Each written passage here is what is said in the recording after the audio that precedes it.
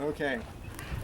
So we're going to go, after this little demo, we're going to go back in there and just kind of clear up some of these little mysteries, but I really wanted to kind of just show you some stuff. It's always good when we do these workshops just to kind of get a little bit of hands-on and just see some things and think about some things. But really what my next challenge when we go back into the classroom is to really cover the kind of the concept of application rates, right? Because we know we've got our crop, we know what stage of growth it's in, we know what the evapotranspiration rate is, we know what the crop needs. Now how do we figure out how much water is actually getting applied? And all that is very thoroughly covered in your handouts. So if I don't cover all of that today, you'll at least have that information. But and we'll talk a little bit about that here, but then hopefully we'll really kind of nail it in there. So I just wanted to show you a couple of different things here. We've been doing Daryl Wong, who now has like my old position at UC Santa Cruz, and I have been doing some really fun work with what we call irrigation distribution uniformity, and it has been so like eye-opening for all the people who've been involved in that. And so I just kind of wanted to share some of that stuff with you here. That's the name of this game really is in distribution uniformity, and that's where people really can screw up with their application rate. If it's not uniform, in order to keep these plants over here alive, you got to put twice as much water on these plants if your system isn't operating uniformly. So it's so uniformity is really critical. And what are the factors kind of tied to uniformity? What do you need to do for a good uniform application? Equal pressure. Pressure. Just having your system at the right pressure for whether it's sprinklers or drip, pressure is really important. What else? Clean lines. Huh? Clear lines. Clear lines? Like if you do drip, just making sure your drips. I guess that's tied to pressure. Yeah, maintaining, just keeping. I mean, it really comes down to system maintenance and minimizing leaks, minimizing plugging.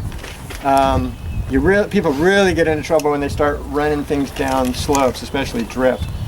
So you really have to use, if you are running on slopes, there is a product, Toro makes a product that's they all claim to be pressure compensating, but Toro is the best one for slopes.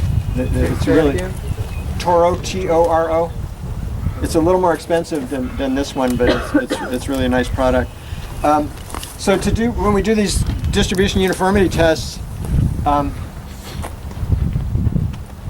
basically with the drip line or with sprinkler, it doesn't really matter. You take, I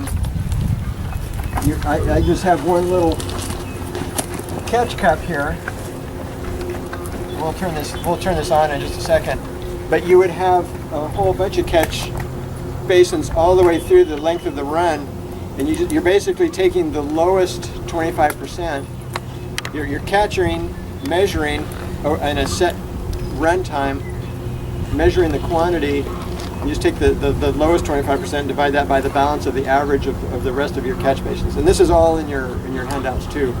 But it's really pretty illuminating to see what a slight change in pressure will do or a slight change in slope will do to your uniformity. And with drip, there's no reason why you can't be 90% efficient with your application rate. So let me just plug this in. And I had read about this uniformity distribution stuff for years, but I'd never really put a cup under a drip line. Has anybody done that? Yep. You have?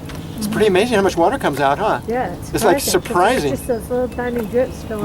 When you lay the drip line out and just on your bed and you turn it on and the water kind of disappears into the zone, you don't really get an idea of how much water is actually coming out.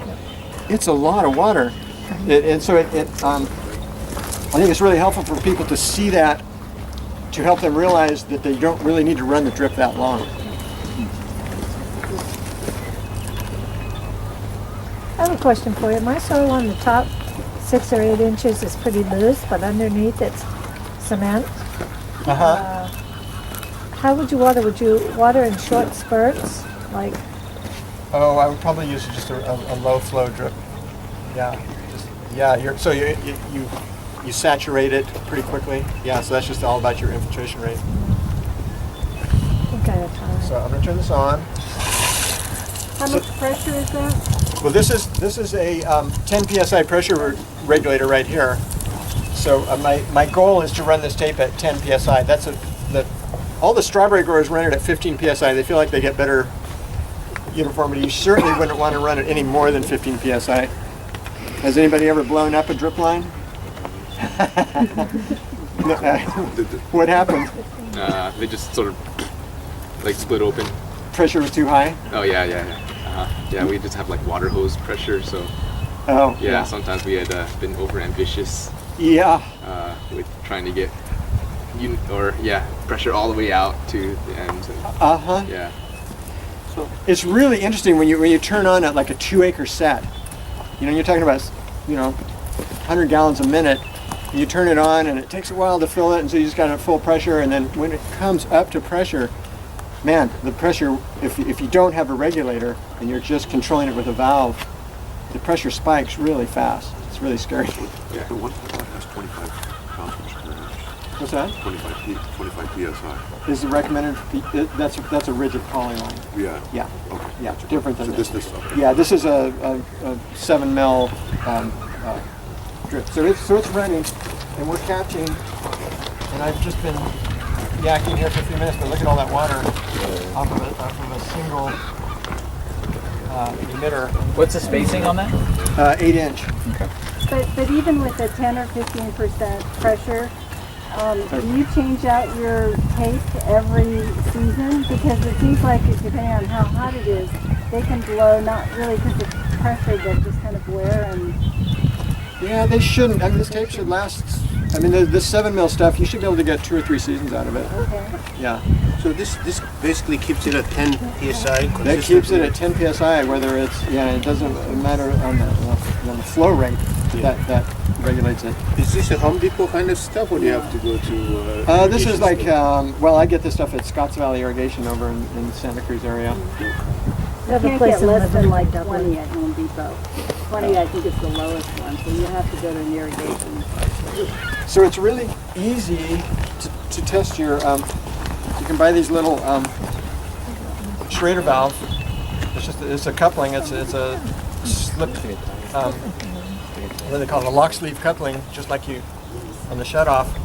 And you can put these, when the berry growers do these, they'll put them at various places throughout the field, and then you just take a pressure gauge and hook onto that Schrader valve, and that will give you, hopefully, your pressure. There we go. Yeah, so we're right at like 11 psi. I was dropping 11 psi, which is perfect. You should. It's nice to. You almost have to have the pressure regulator. It's really hard to do this by hand, especially if you're on a larger system where there are other, where water's coming on and off and the pressure's is variable. But it's really good to be able to develop your own sense of how to determine pressure by squeezing. You guys do that? If you can, if I can squeeze this, you can feel this. I can squeeze this drip line shut, but it's pretty hard to do that. But any less than that, if you're running at less than 10 psi, your uniformity just can be really poor. Jim, I have 100 lines running off 1 3/4 inch line and they're 50 feet long. We have it on a 30 psi. Is that bad? This tape like this? Yeah. You should have 10 at the line. You need to buy one of these little Schrader valve things and stick it in there and test it. It could be, a lot of times, the orifice size on your connection here will actually function as a pressure regulator. So if you have a 50-foot line, it could be that you're getting X number of gallons a minute through this line. If it's 50 feet, it could be that you got 30 psi here, but you're only getting 10 psi here because of the limitation in the orifice on the connection. Oh, yeah. Which is, and a 3/4 inch line is pretty small for the area that you're trying to do. So it could be that 3/4 inch line is actually your pressure regulator. Is this a 5/8 or what? 5/8, I think. Well, this is 5/8. This is a 3/4. 3/4, yeah. 3/4. Yeah, 3/4. Yeah. So now our pressure's up a little bit. But look at the amount of water we're collecting. Isn't that amazing? Would you ever have thought that no drips would give you that much water? What is the flow rate of the T-tape? And yeah, so that's a good question that Dave's asking. What's the flow rate on this T-tape? I've actually brought a T-tape label with me. Is it in that box? Or is it, maybe I'll put it over on the table. Let me grab that real quick.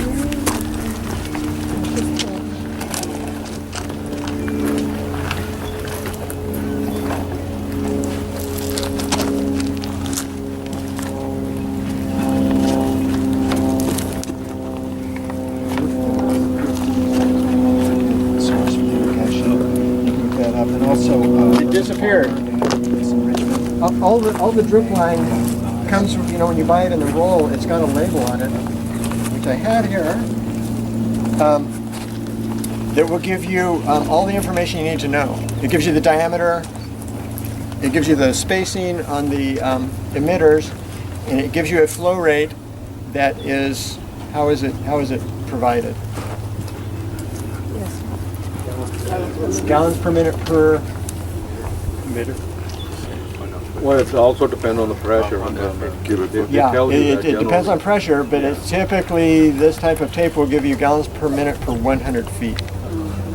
And this particular tape at 10 psi is 0.67 gallons per minute per 100 feet. Oh, can you say that one more time? Oh, don't worry too much about writing that down. And there's in all the handout material, this is all thoroughly covered.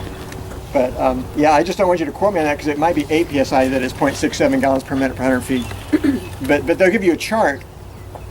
All the manufacturers will give you a chart that you can look up that will give you all the different flow rates per 100 feet for the different pressures. So that's the magic number. That's how you determine. If we had you have to know how many 100-foot sections of drip is in your field, and then you know exactly how many gallons per minute, and then you can do the math to figure out how that translates into an acre inch, right, into 27,154 gallons. If you had like a main line and then all these drip lines out of it. Yeah, a header. Yeah, the pressure valve should be can be only at the beginning, or just one, or you need one before of each of the lines of the 10. Oh, the pressure gauge? Yeah. Oh, you kind of have to, if you had a big system, you'd kind of want to just check pressure just randomly throughout the system, but just to get an idea. But one at the beginning of the line would be enough? It's good to have one at the end too, especially if it's a slow. I think she means the regulator. Oh, the regulator, yeah. Oh, the regulator, I'm sorry. You only need, you need the regulator just at the head of the header. Oh, I see. Where you're going from your rigid PVC pipe, high pressure pipe, into your low pressure, like this is, I mean typically, if we were going to irrigate this whole acre, we would want the 2-inch lay flat, and that can't take much more than 10 psi. So your pressure regulator would be a 2-inch regulator, where you're going from your PVC valve into your lay flat, right? Yeah. Sorry about. Okay, so that's yeah. Look at that. That cup is already full again. So this is sort of like a double check on that one, right? Basically. Right. Basically. Right, but it gives you a sense too of if you are having problems with your orifice, or if there's a slope issue and you're getting too much pressure at the bottom end. It's just really good to know. I like it just so that I can say, yeah, this is 10 psi and this is what it feels like when you squeeze the line. Okay, I'm going to shut this off. The reason why I'm asking this question is because I have in my garden, I have set up, at home, I have set up a rigid 3/4 going into one of these, and the connection, I'm just losing too much at this point here. Oh, right. Right. And so this just gives me a good solution to just replace that. Yeah, and you can, and see, this is a 1/4 inch, so that's only good for probably 30 feet, but if you were doing I don't need to go more than this little barb on this one, but you can do it. This is a 1/4 inch. Yeah, that little barb. Okay. So it's only going to get to 30 feet. Yeah, so you have to know kind of, I mean, you can determine your flow rate. I mean, it's kind of fun stuff to do. You can just, you know, we could disconnect this And then you can shut it off right there too if you don't want anything. and just run that into a 5-gallon bucket and measure with a stopwatch how long it takes to fill a gallon and determine what your flow rate is through that orifice. And then if you know the flow rate through your drip line, you know with the length of run that your maximum length of run. This whole thing is all about math. So if you enjoy math, you can be a really good irrigator.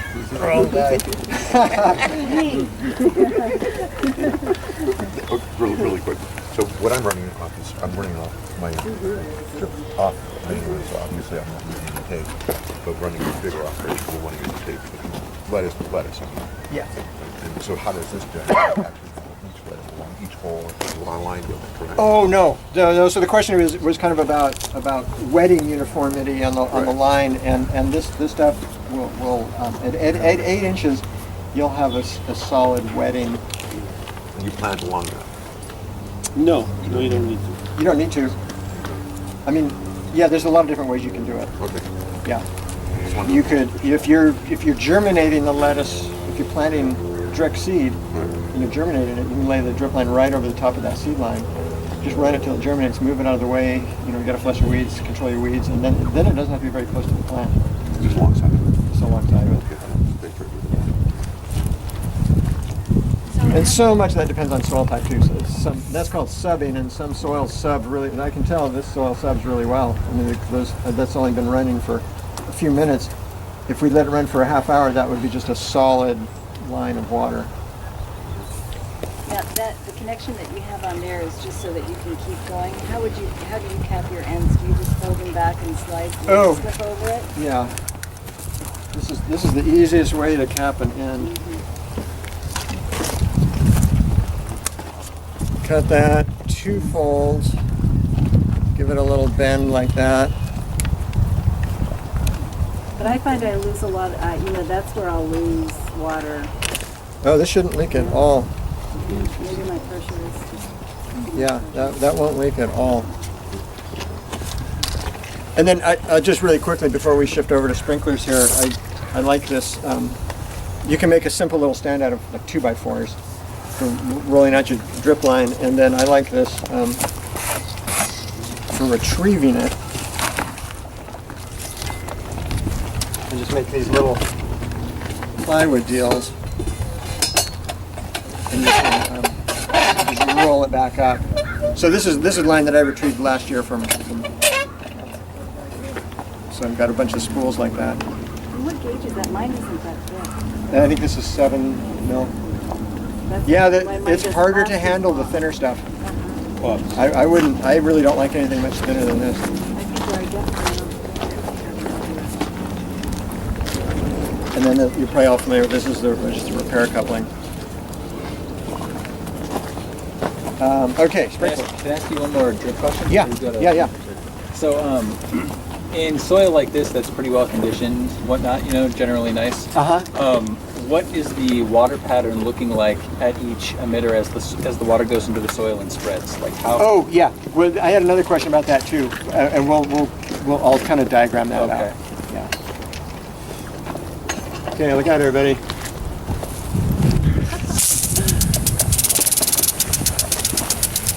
So in essence, being that you have a whole line of water opposed to having emitters going to each plant. Yeah. It's more efficient. Yeah. Yeah. But if I mean, this is good you're doing a third of an acre, It's fine. if you're doing an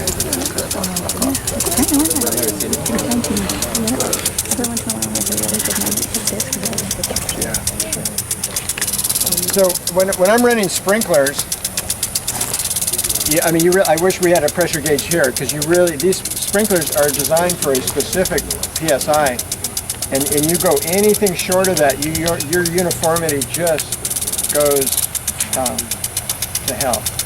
And you can always tell when you shut off your sprinkler system, you don't want to see donuts. You want to see a uniform dry down. You want as uniform an application as possible. And you can do your uniformity distribution with sprinklers is really easy. It's actually easier than drip.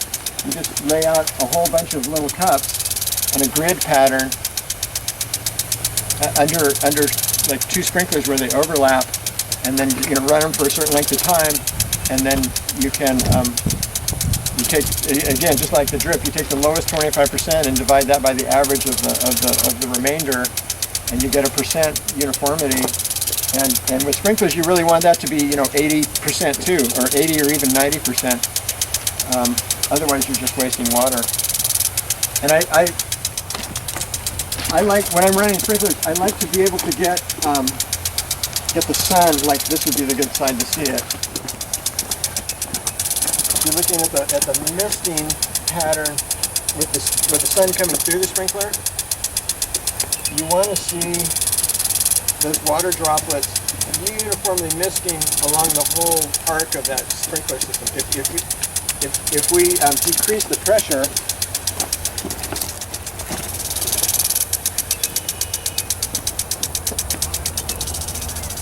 I can just tell you the uniformity on that is just going to be terrible.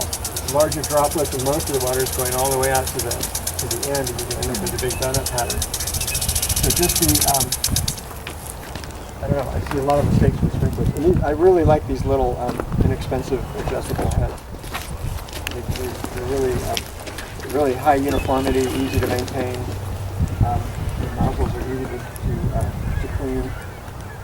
And they're completely, they're infinitely adjustable in terms of their arc of throw. So you could actually, irrigate a square with them, or a rectangle, and do a really nice job.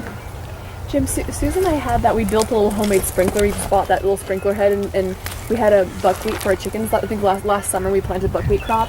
But because, especially out here in the summertime in the whole Sumo Valley, because we're all in the same water system from the Hetch Hetchy, and all the nurseries were using it, so there was times when literally the water pressure, it was just like we said. So in that situation, it's kind of like, what can we do? So it was like you probably can't use sprinklers here. Then. Yeah, so that's another. Yeah. So that misting, oh, go ahead. But that misting uniformity, that's a measure of the pressure. Like if you have enough pressure, they know you do that. Yeah. These sprinklers are designed to run at a specific pressure. The nozzle is designed for a certain pressure, and you get that with that pressure, you get that uniform misting. And anything short of that, you're just using extra water. Is there a certain brand on that one too? On that head. I can't. You know what? I can't remember now what this one is. I think it's a Rainbird. And if there's a setting on there for like you can how far it's going to shoot or how much it sprays around. Does that affect the? Right. Yeah. Let me show you what they're talking about. There's a little screw that screws into the water jet. I can make it shoot. See how it's shooting probably 30 feet now? And that, when I screw that in, we can get it down to like 20 feet.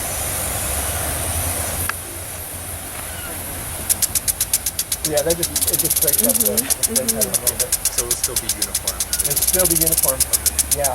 And I've got in your handout packet, we've got some data with using these heads at different pressures and at 30-foot and 20-foot spacings, and you can kind of look at that information. These things used to be expensive when they were copper. Yeah, they used to be. They're about $25 when they're brass, and the plastic ones are $16 to $20.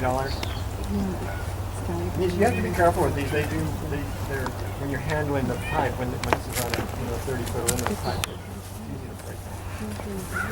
Jim, are we going to cover, or is it covered in the handouts? Like, I know my pressure at the pump, how many sprinklers I can actually run based off of that pressure, Yeah, we'll talk about that. We'll talk about that? Okay, cool.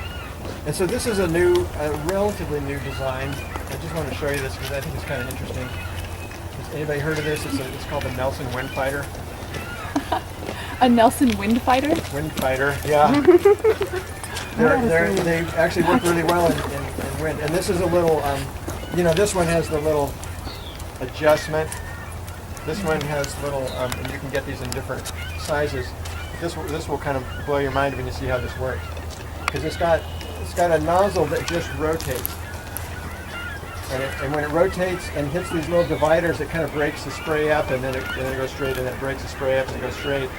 And when it hits this, it does the craziest thing in the world. The spray hits this and comes back out as spray again. It's really wild. You'll enjoy this, I'm sure. So everybody just stay right there. and pretty darn uniform. And good and in. And pretty indestructible. Look at that. Yeah, and that's on an 180, so somebody's going to get a little bit wet.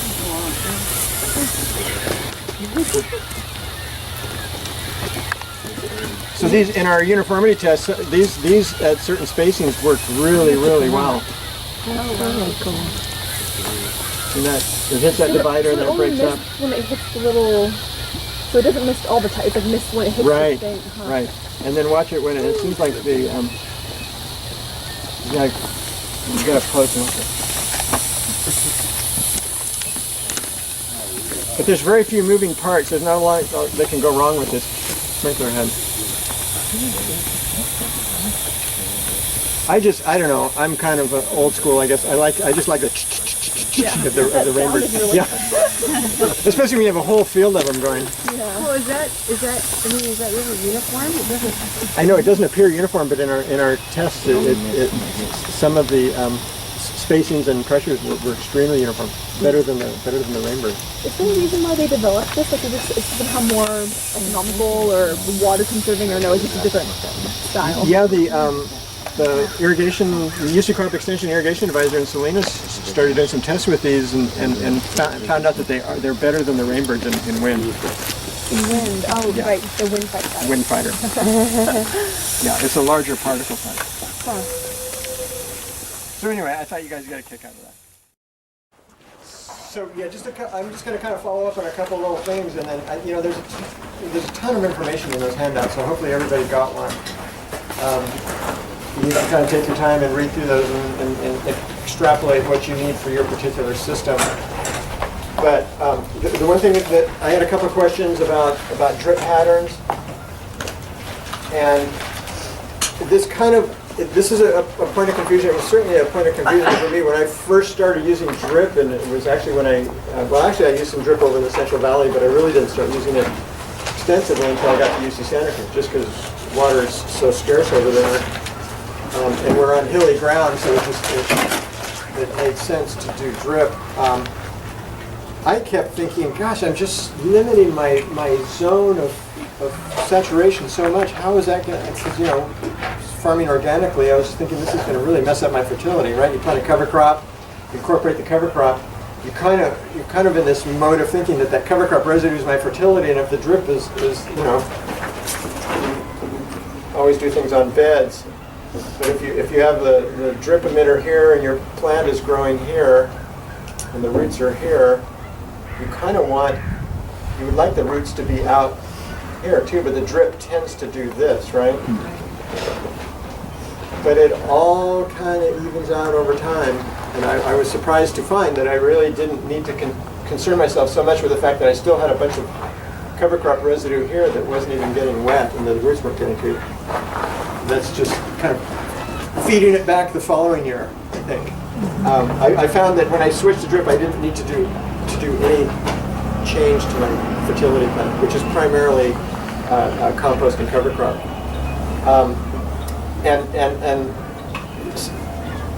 And also you might think, wow, if I'm trying to schedule my irrigation and I want to put a uniform inch on this, how is this a uniform inch?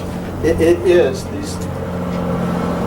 These patterns really vary with soil type. The heavier the soil, the wider the spread. The sandier the soil, the deeper the spread.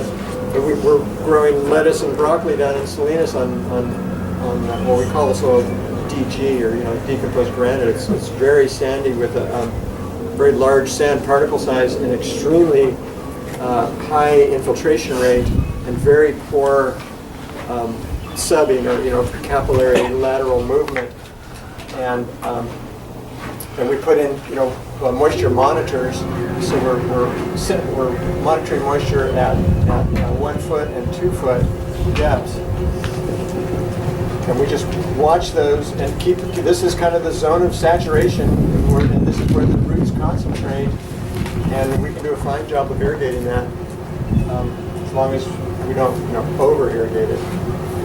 So because due to capillary action and decent soil, it spreads out over time. Like for example, that drip line is 8 inches. If you feel you can have like a high crop density, you're not necessarily needing to worry about having every plant per emitter because yes, you can. That's right. Yeah, and so if your drip line, if you're looking from top down, here's your drip line, and here's the emitters at 8 inches. You start out running the drip line, and you see these little patterns like this. After about a half hour, or after, it actually kind of happens after you run it for a half hour and then come back the next day, especially in the morning, and you'll look at it and you'll see that these wetting patterns start to overlap, and you end up with just a band of moisture. So if you're planting carrots and your seed is every inch and a half, you'll have uniform wetting all the way through that seed line. So yeah, it's really not a problem. If you're using a drip system and then you need to heavily mulch because for me the blueberries are very shallow rooted. Oh yeah. So if I've got it heavily mulched, is there a way without uncovering everything, checking that nothing's clogged up and that without seeing it actually physically on the plant? I mean, is there a quick way to check? With blueberries to see if you're plugged up? Yeah, I mean, if I've got it heavily mulched under, if my drip system is covered. Yeah, no, unfortunately there isn't. I know exactly what you're talking about. I mean, we had blueberries at the UCSC farm. Right. Still have them. They're beautiful. Yeah. There are these beautiful mulch beds, and I use the rigid poly line with the inline emitters, and they actually never plugged. Okay. So, but yeah, I would pull them up every once. I mean, I was always concerned about that, but I never had any problems. But there's no easy solution, and really the best way if you're using mulch, from my experience anyway, it's better to have the drip line under the mulch than above it.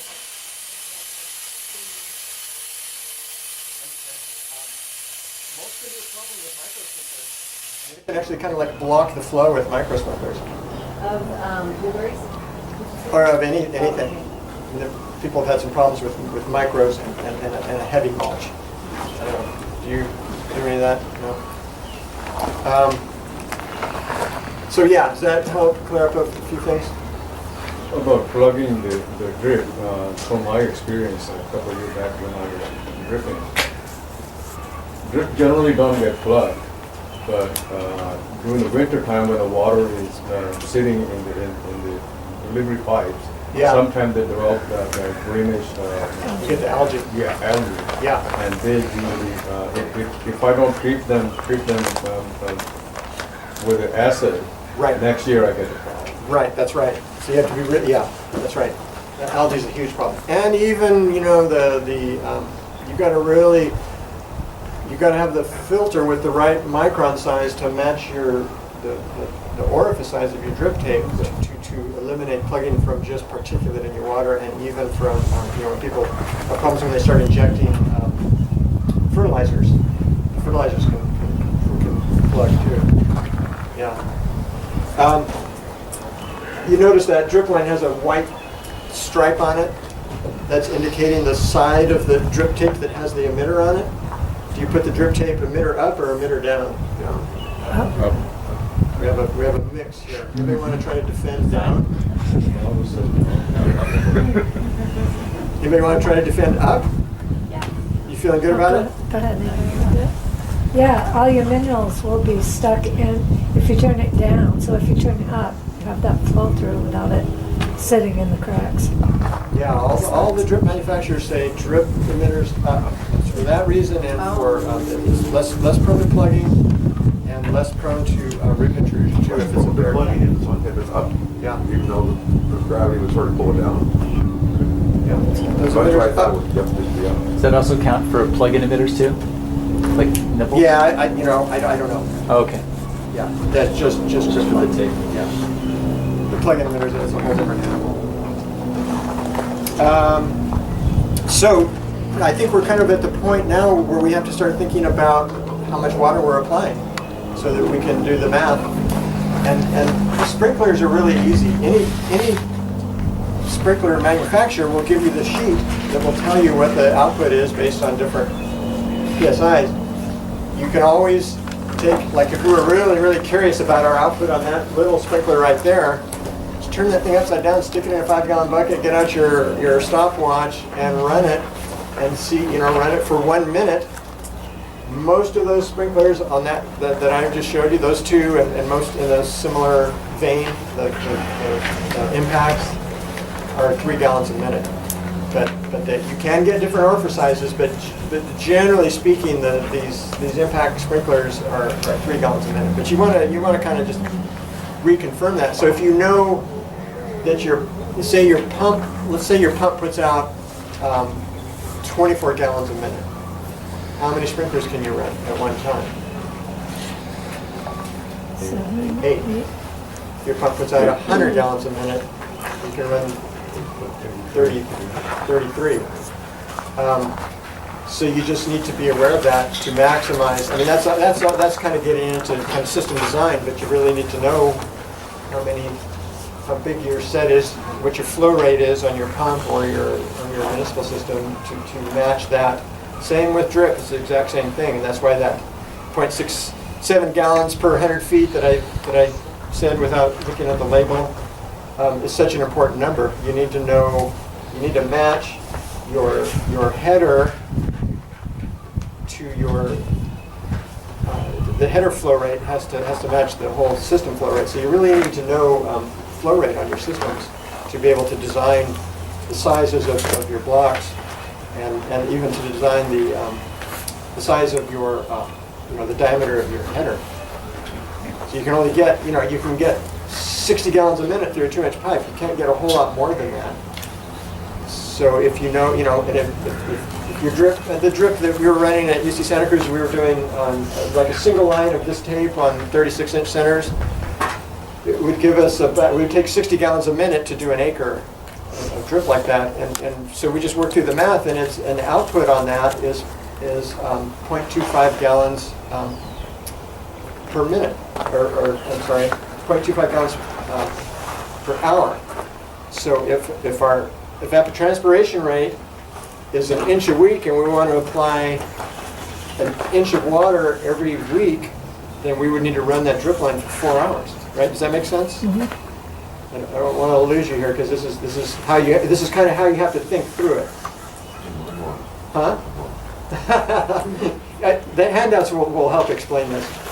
But I think this is really this is kind of like the main point is like we know how much water we need to apply. We understand the size differential in the crops and when they're 50% of full canopy, they need half of the evapotranspiration. If they're 100% canopy, let's just do an example here. Let's just take this.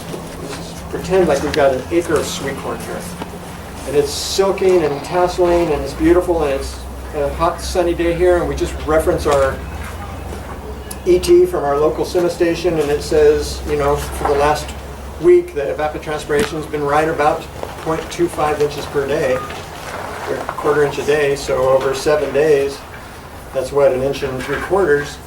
So we would need to run, if our drip system was the one I just described that's putting out 0.25 inches per hour, then we need to run that thing for 7 hours to meet the needs of that corn crop. Any more than that, and we're just throwing water away.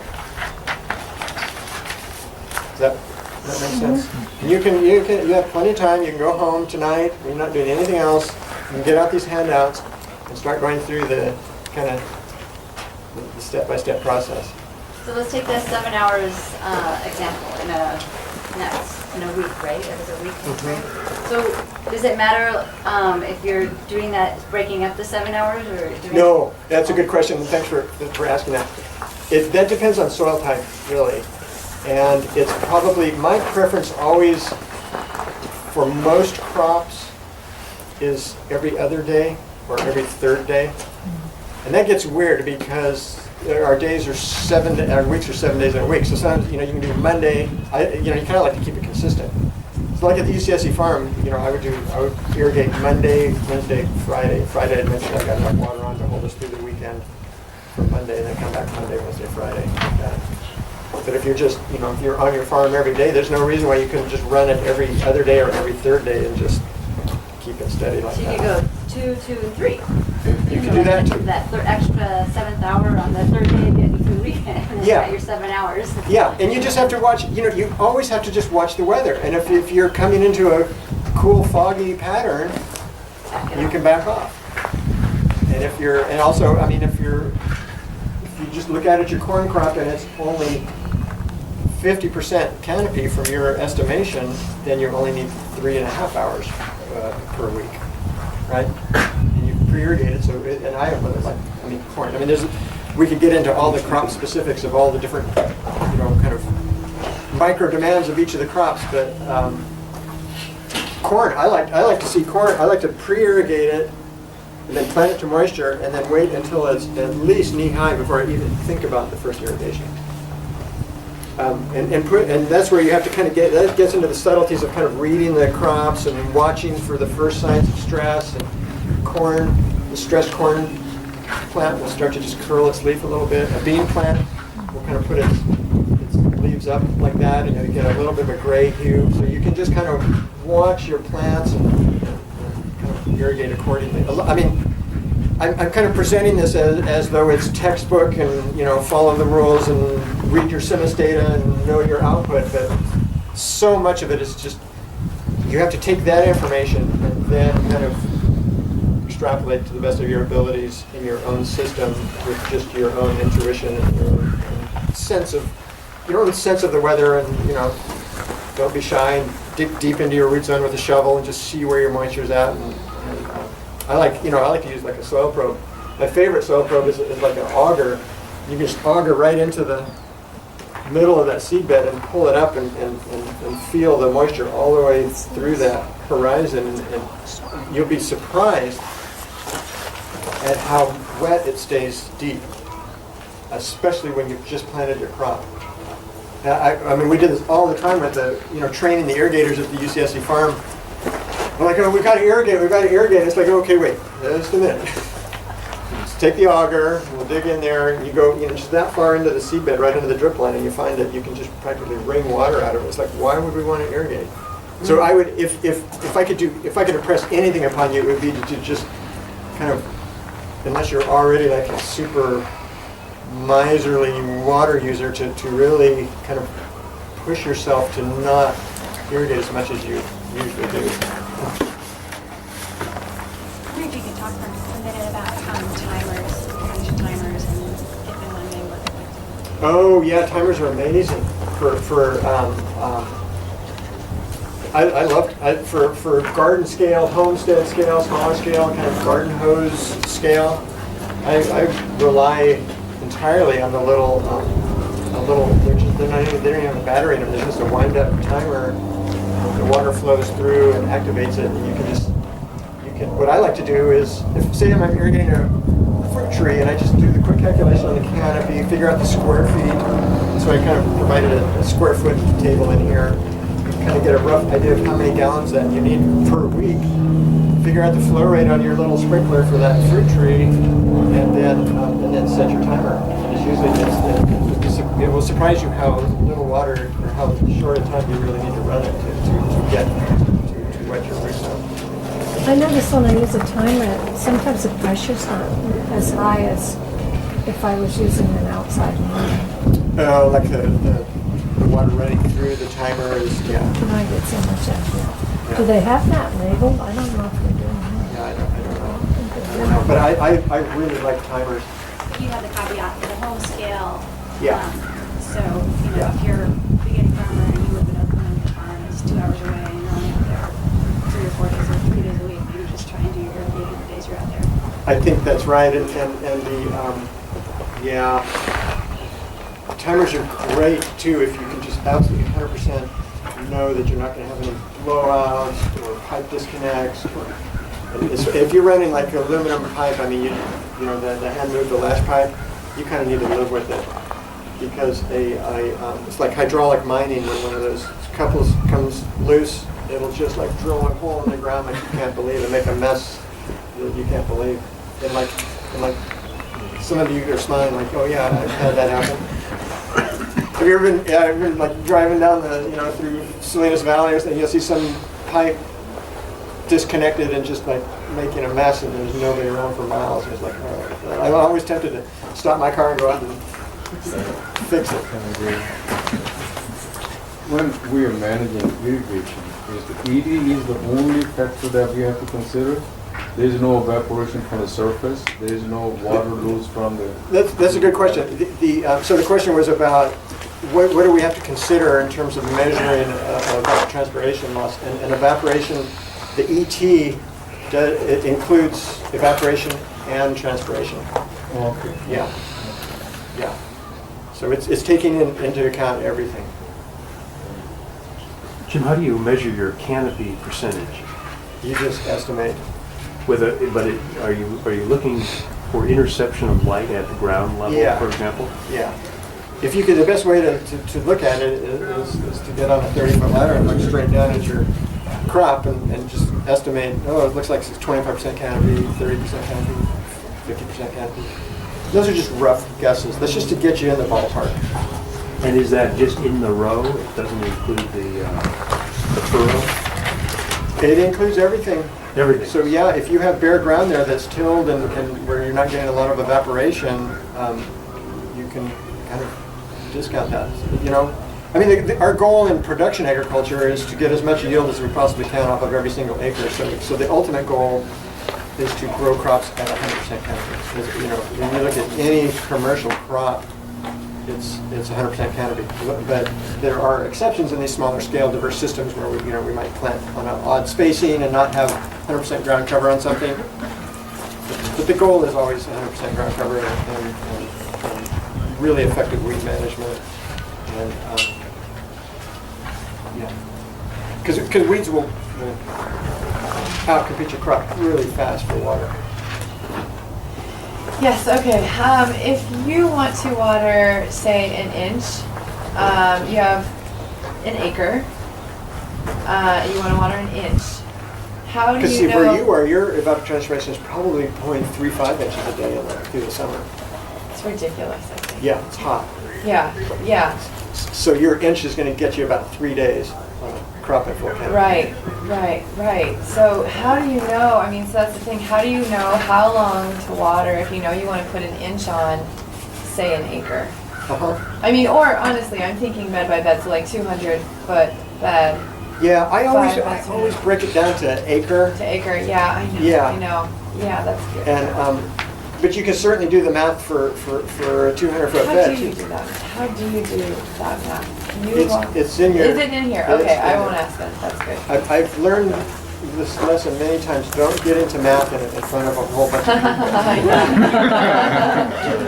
It's all in there. Okay, you good. have all the tools you need to determine your output rate in inches, whether using sprinklers or drip. Sprinklers are about the easiest thing to determine.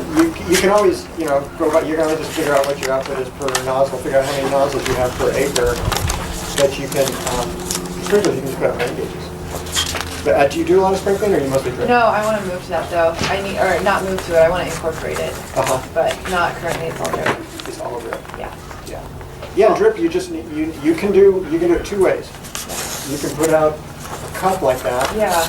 And you know what you're and time it. Run the drip for a minute. Fill that cup. Measure that volume of water. Figure out how many emitters you have in that area. Yeah. Figure out your flow rate, or extrapolate. What I always do is extrapolate out to an acre, and then once I know, I need to know. Once I figure out on a per acre basis, on a set spacing, that I need to run that for X number of hours to put on X number of inches, then that same rule applies for a 200-foot bed as well as an acre. Yeah, so it's almost like putting the 5-gallon bucket under a hose. It's the same idea as putting a little cup under a drip. Yeah. An emitter. Yeah. The other way to do it, and I'm glad we're having this discussion because you helped me remember that the other really straightforward way to do it is put a flow meter on your output line. Then you know exactly. And I would I encourage everybody to do that. It's expensive, but it's so informative. I had flow meters on everything at USDA farm just so and we had so many different irrigation zones, and it's just informative for the irrigators. And I would do this class for the apprentices at USDA farm, and then I would say, okay, now here's the rule for anybody who's irrigating. I want to be able to ask you at any point when you're irrigating, I want you to be able to tell me what your application rate is. And most people can't do that.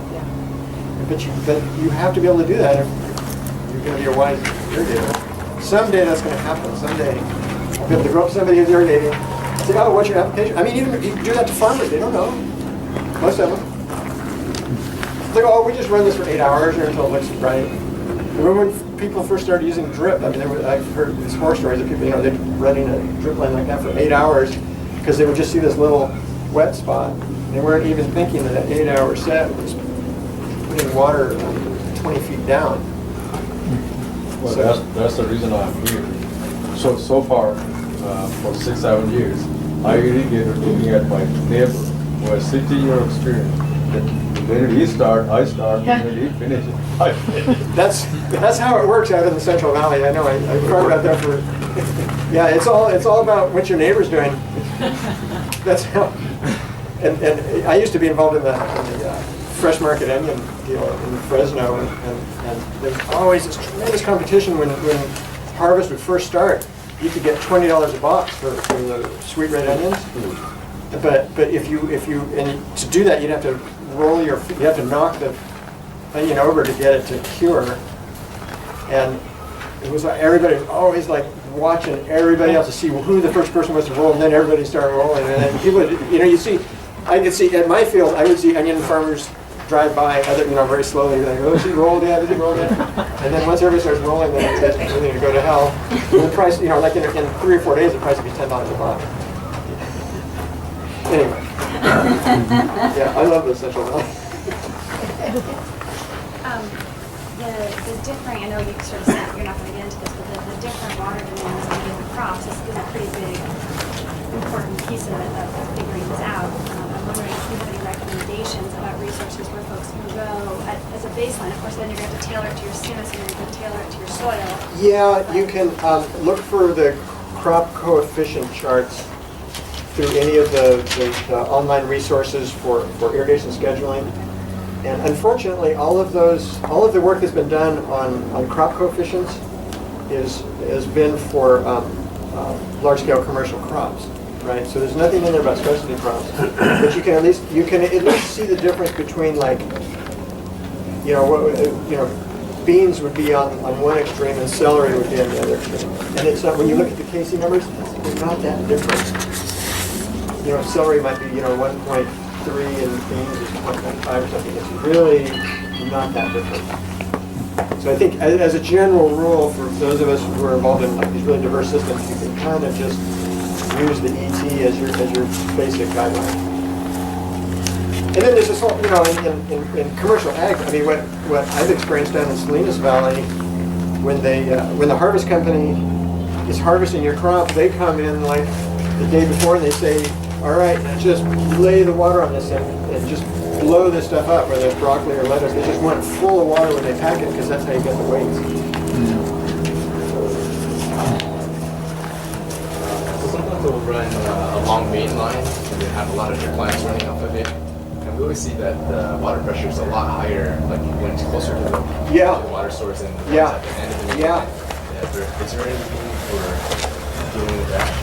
Yeah, so the question is kind of about main line design, and the only thing you can do is avoid those long.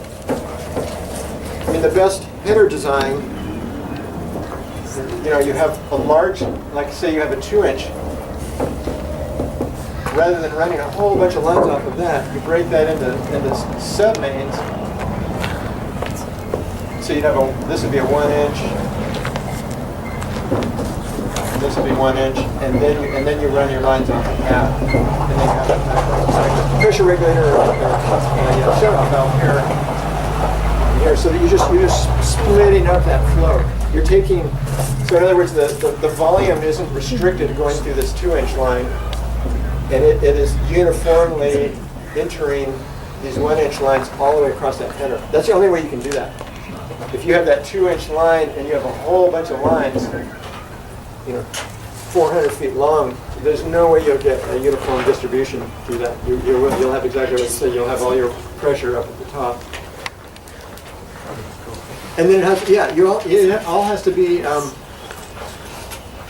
you've got to do the math and figure out what your flow rate is for each of these sets and make sure that flow rate matches what can go through this line here. And then you got to know what your flow rate is here so that you can size this line here. That's a whole different class. That's called irrigation design. And then you would just run one set at a time? Or? It depends. It depends on what your flow rate is. If it depends on what your, if you have enough flow, there's no reason why if your design is right, there's no reason why you couldn't run that whole field. But there is a limit. I mean, it takes 60 gallons a minute to drip an acre, roughly. So if you're trying to irrigate with 40 gallons a minute, that could be your problem. Is that your flow rate isn't matching your output rate on your system, which would explain differences in pressure, right? So in which case, maybe your solution is just divide that up into 2 headers and have 2 shut-off valves. Just a small question. That drip line there, how well does that work on curved beds? Oh, it's fine. Really? Yeah. Okay. Once it inflates, it's pretty cool. You can just position it as you need to. Yeah, it can't go around in a real tight circle, but it can handle a little bit of a curve.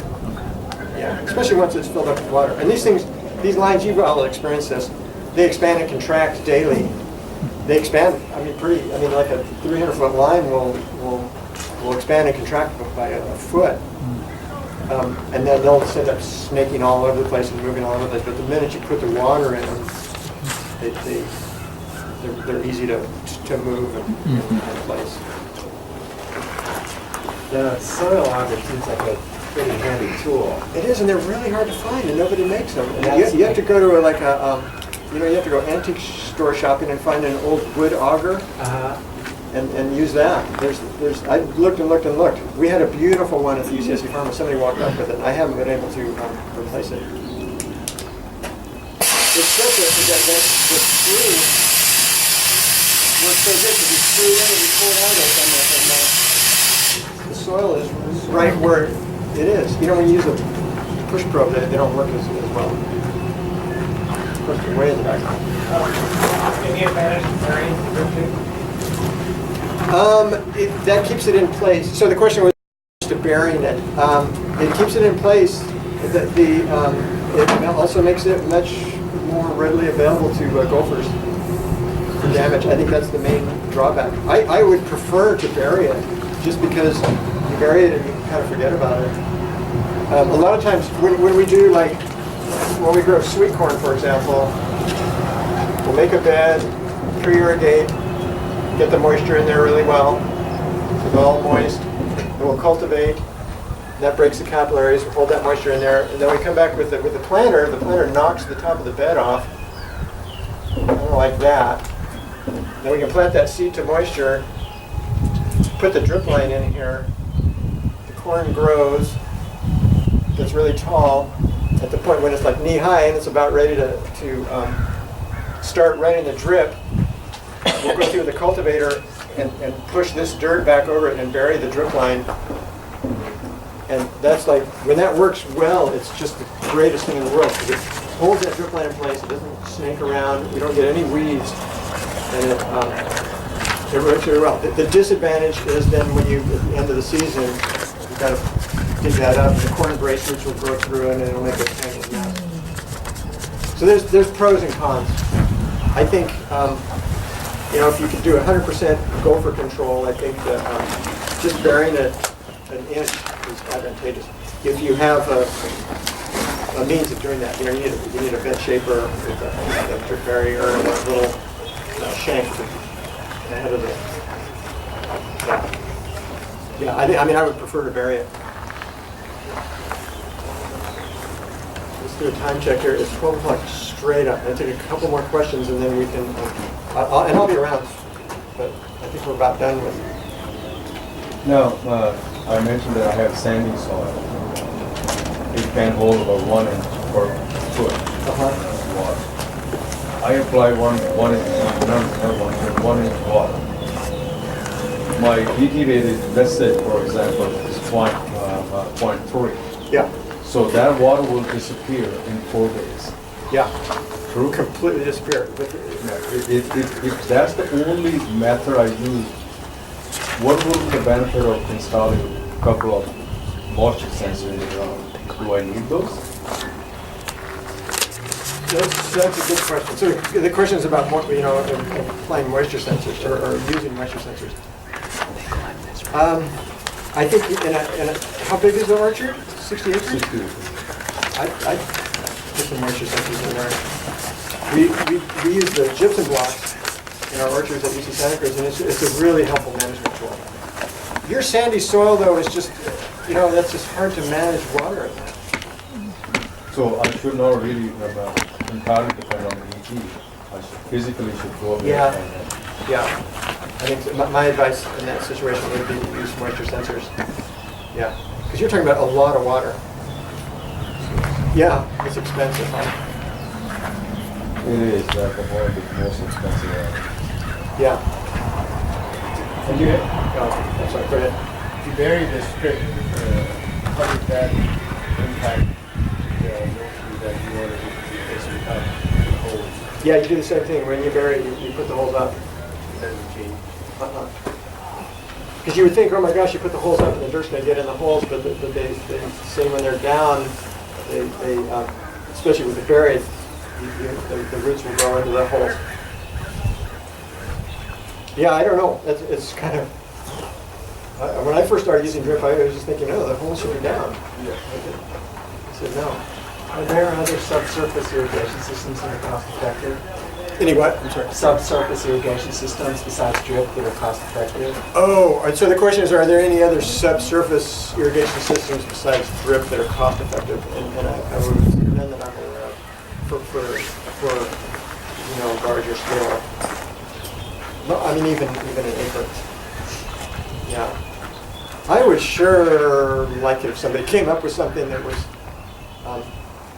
The thing I don't like about drip is that you end up with this huge waste at the end of the year.